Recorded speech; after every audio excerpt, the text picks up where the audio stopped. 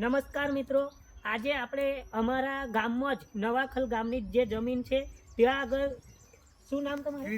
કિરીટભાઈ પટેલ દ્વારા પ્રાકૃતિક ખેતી એટલે કે રાસાયણિક ખાતર નહીં, દવાઓ નહીં, કેમિકલ નહીં, કોઈ પણ ચીજ નહીં, તેમ છતાં સરસ મજાની ખેતી પકવવામાં આવે છે. તમને આજે હું જોવા આવ્યો છું અને તમને પણ વિડીયોમાં બતાવીશું કે રાસાયણિક કોઈ પણ ખાતર નહીં, કોઈ પણ કેમિકલ નહીં, તેમ છતાં સરસ મજાની ખેતી કરીને પાક પકવવામાં આવે છે. તો એના વિશે આપણને માહિતી આપશે.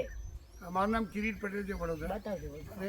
અમે છે ને લગભગ 1997 થી અમે રાસાયણિક ખાતરો વગરની ખેતી કરીએ છીએ, કુદરતી. અહીંયા 1 વીઘામાં અમે ડેમો ફાર્મ બનાવ્યું છે, જેમાં 17 આઈટમ બનાવી છે. તમે જોઈ શકશો કે આની અલગ અલગ પ્રકારની પ્રક્રિયાઓ છે. બોલો કે જ્યાં રેસબેડ છે, જેને આપણે ગાદી ક્યારા કહીએ છીએ, પાણીના ભેજ ઉપર વધારે સારું ઉત્પાદન મળે એવું તમને આમાં જોઈ શકાશે. 7મા મહિનાથી ચાલુ કરી અને અત્યારે જાન્યુઆરી એન્ડ આવ્યું ત્યાં સુધીમાં આ બધી શાકભાજી હજુ એવી એવી ચાલુ જ છે. 2 ક્યારામાં કહીને 2માં પછી કરે છે.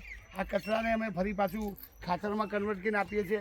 પછી અમે ફૂડ વેસ્ટમાંથી બાયો વોટર બનાવ્યું છે, બધા ખેડૂતોને અમે આપીએ છીએ. એટલે આ પ્રકારની ખેતીનો માટેનું અમે કૃષિદીપ નામનું અભિયાન ચલાવીએ છીએ કે જેમાં આજે દિલીપભાઈ આવ્યા એટલે અમે એમને આજે વેલકમ કરીને બતાવ્યું કે તમે આ જુઓ, તમે અમારા ધાણા બી જોઈ શકશો, ધાણા જોઈ શકશો. આ 25 જ દિવસ થયા ને, અને આમાં કોઈ દવા, કોઈ જંતુનાશક દવાઓ, રાસાયણિક ખાતરો નહીં. ખાતર આપણે પોતાનું જ બનાવીએ છીએ. પાણી બી અમે આપીએ બાયો વોટર, જે બહાર બહુ મોંઘા ભાવમાં ખેડૂતો ખરીદતા હોય. અમે અમારી રીતે અમારા ખેડૂતોની એક અલગ પ્રક્રિયા બનાવી છે. તો તમને બતાવશે બાકીની બધી શાકભાજી આવો બતાવતો.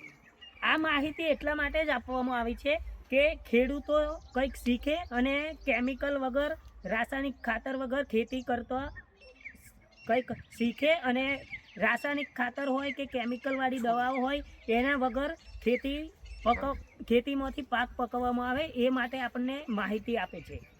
અને ખરેખર જો આ આપણા જ ગામમાં ખેતી આવી થતી હોય તો ખરેખર ખેડૂતોએ પણ કંઈક શીખવા લાયક છે કે ખેતીમાં કોઈ પણ કેમિકલ નહીં, કોઈ પણ દવાઓ નહીં, રાસાયણિક ખાતર નહીં, ફક્ત જે આના પાંદડા છે એનું ખાતર બનાવીને અને પાણી આ રીતે આપે છે. જે ચારા બનાવીને વચમાં પાણી આપવાનું, જે પારી કરી દેવાની, ત્યાં આગળ પાણી ના આવે, સાઈડમાં આવે, એના ભેજથી પાક પાકે છે.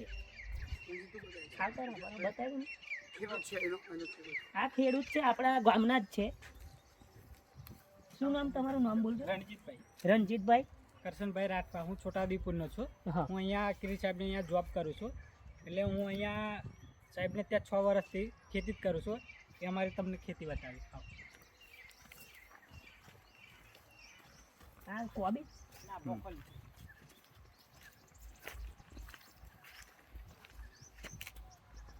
નામ બોલી જવાનું. અત્યારે અમારે આ 2 મહિનાની બ્રોકોલી થઈ ગઈ છે.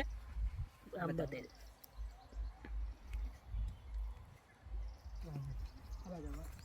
આ બાજુ અમારે ટામેટા છે, ચેરી ટામેટા, 2-3 પ્રકારના ટામેટા છે. આ મરચી છે, આ 7મા મહિના વાવી હતી, અત્યારે આ 4થો ફાલ થાય છે. બિલકુલ કેમિકલ વગર.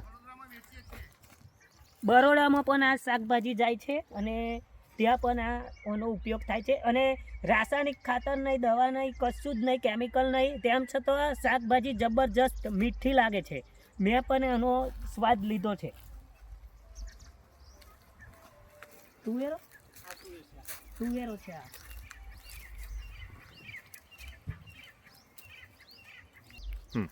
તો મિત્રો આ ફક્ત 20 ગુઠા જમીન છે અને આની અંદર 25 થી 30 કેટલા 25 થી 30 જાતના શાકભાજી પકવે છે.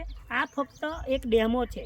તો નવાખલ ગામના, આજુબાજુના ગામના દરેક ખેડૂતોએ અહીંયા આવીને શીખવા જેવું છે. એડ્રેસ પણ હું તમને વિડીયોમાં આપી દઈશ. તો અહીં આવીને તમે આ ડેમો જોઈ શકો છો કે 25 થી 30 જાતના શાકભાજી જો વગર કેમિકલ, રાસાયણિક ખાતર વગર પાકતા હોય તો ખેડૂતોએ પણ આમાંથી કંઈક શીખવા જેવું છે. અને આ ડેમો છે, એમને શીખવા માટે શું નામ એમનું? કિરીટભાઈ પટેલ દ્વારા આ ડેમો ખેડૂતોને શીખે એ માટે જ બનાવવામાં આવે છે. તો ચોક્કસથી હું ખેડૂતોને વિનંતી કરું છું કે આ જગ્યાની મુલાકાત લો અને રાસાયણિક ખાતર, કેમિકલ વગરનું જે પાક પકવવામાં આવે છે તેની મુલાકાત લઈ તમે પણ આમાંથી કંઈક શીખો, તે જ મારી વિનંતી છે.